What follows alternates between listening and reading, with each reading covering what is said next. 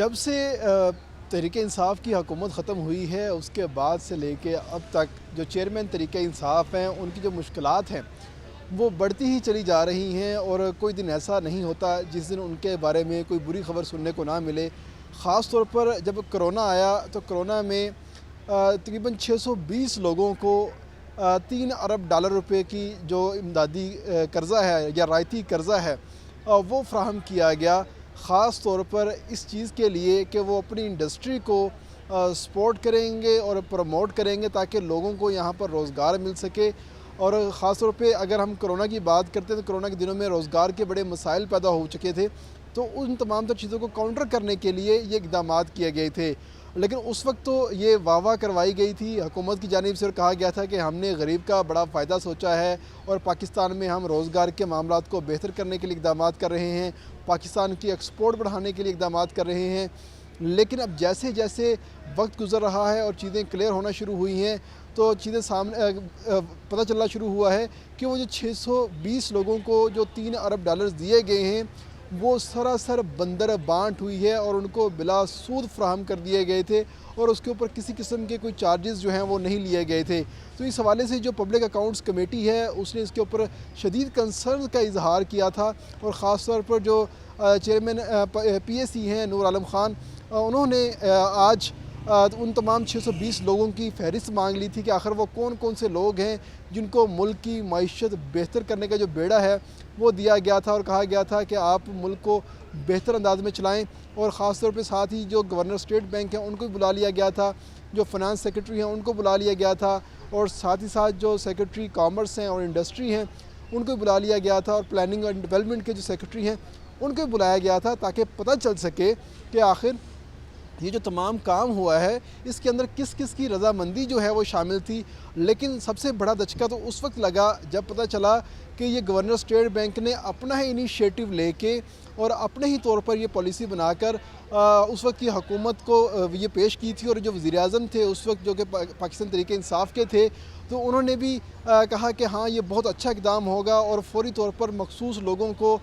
یہ جو 3 ارب ڈالر روپے، حالانکہ اس وقت پاکستان ایک ڈالر کے لیے دوسری دنیا کا جو ہے وہ منتظر تھا، اور آئی ایم ایف سے ہم قرضے لے رہے تھے، ورلڈ بینک سے ہم لون لے رہے تھے، مگر ان تمام تر چیزوں کو سائڈ پہ کر دیا گیا، اور جو 620 لوگ تھے ان کو وہ جو تمام تر قرضہ جو ہے وہ ڈالرز کی صورت میں دے دیا گیا، اور کہا گیا کہ آپ اس سے اپنی جو انڈسٹری ہے اس کو بہتر کر لیں۔ لیکن جب تحقیقات ہوئی مزید تو اس تحقیقات میں یہ سامنے آیا کہ اس وقت تو پوری دنیا کے اندر انڈسٹری کرونا کی وجہ سے بند ہو رہی تھی، تو آخر یہ کون سی انڈسٹری تھی جس کو چلانے کے لیے 3 ارب ڈالر جو ہے وہ فراہم کر دیے گئے تھے، اور ان تمام لوگوں نے بھی یہ جو پیسے ہیں یہ مزید مشینری امپورٹ کرنے کے لیے منگوائے، اور خاص طور پر انہیں اپنی انڈسٹری کو سپورٹ کرنے کے لیے اور اس کی ایکسپینشن کرنے کے لیے وہ تمام تر پیسے جو ہیں وہ استعمال کی، جس کا عام لوگوں کو بظاہر کسی قسم کا کوئی فائدہ نہیں ہوا۔ جس کے اوپر جو سینیٹر محسن عزیز ہیں ان کا کہنا تھا کہ اس وقت کرونا کے دنوں میں پاکستان کی ایکسپورٹس میں اضافہ ہوا تھا وہ تمام کا تمام انہی وجہ سے ہوا تھا، جس کے اوپر سینیٹر سلیم مانوی والا نے فوری طور پر کہا کہ نہیں، بالکل ایسا نہیں ہوا تھا، وہ جو تمام تر ایکسپورٹس پاکستان کی بڑی تھی وہ اس لیے بڑی تھی کہ باقی دنیا نے اپنی انڈسٹری کو بند کیا ہوا تھا، لیکن عالمی مارکیٹ کے اندر مال کی کھپت موجود تھی، جس کی وجہ سے پاکستان نے اپنی ٹیکسٹائل انڈسٹری کو اوپن کیا، اور فوری طور پر ہم نے وہ تمام تر جو مال ہے وہ پورا کیا، اور انٹرنیشنلی مارکیٹ میں ہم نے تمام تر چیزیں پہنچائی، جس کی وجہ سے ایک ٹائملی ہماری جو ایکسپورٹس ہیں وہ بڑھ گئی تھی۔ اس میں ان 3 بلین ڈالرز کا کسی جگہ پر کسی طور پر بھی کوئی کردار نہیں تھا، بلکہ ان 3 بلین ڈالرز نے صرف 620 لوگوں کو مزید مضبوط کر دیا تھا، اور یہ وہ لوگ تھے جو کہ تحریک انصاف کے خاص چنے ہوئے لوگ تھے اور نوازے ہوئے لوگ تھے، جس کے اوپر جو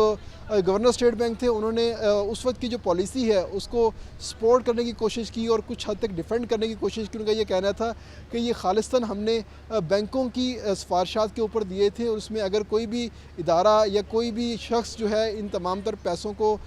واپس نہیں کرتا یا ڈیفالٹ کر جاتا ہے تو اس میں جو رسک ہے وہ بینک کا ہوگا، اور بینک ہی ڈیفالٹ کرے گا، یا اسٹیٹ بینک کو اس کا کسی قسم کا کوئی نقصان نہیں ہوگا، اور ہم اس کے اوپر 5% جو انٹرسٹ ریٹ ہے وہ لے رہے ہیں، اور ہم نے یہ مختلف انڈسٹریز کو دیے تھے، نہ کہ ہم نے کسی فرد کو دیے تھے، جس کے اوپر جو چیئرمین تھے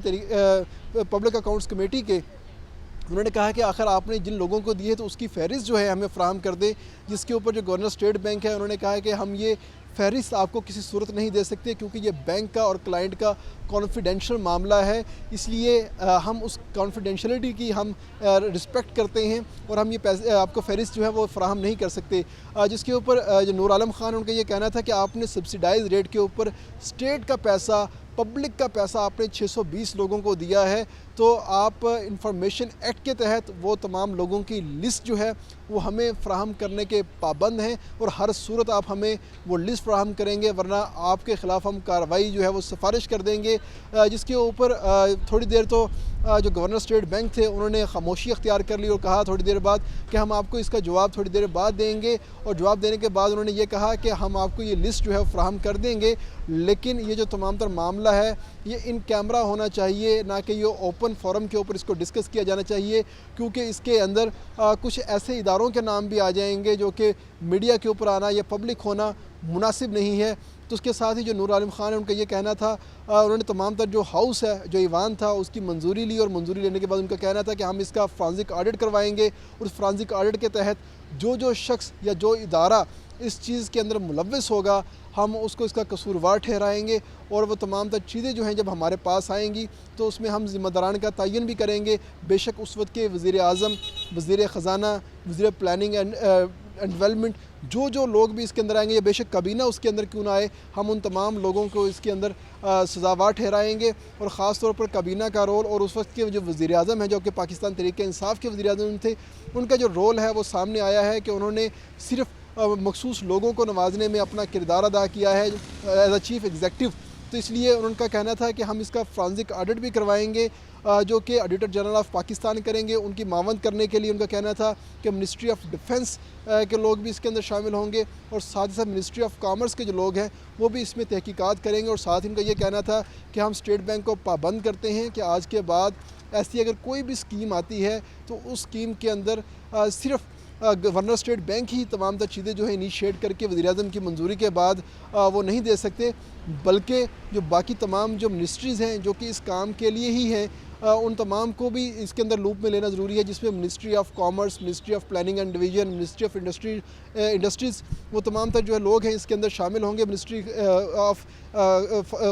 خزانہ کے جو ہے انہوں نے یہ کہا ہے کہ اس کو بھی شامل کیا جائے گا۔ یہ تمام لوگ مل کر ایک پلان آف ایکشن بنائیں گے، اس کے بعد ہی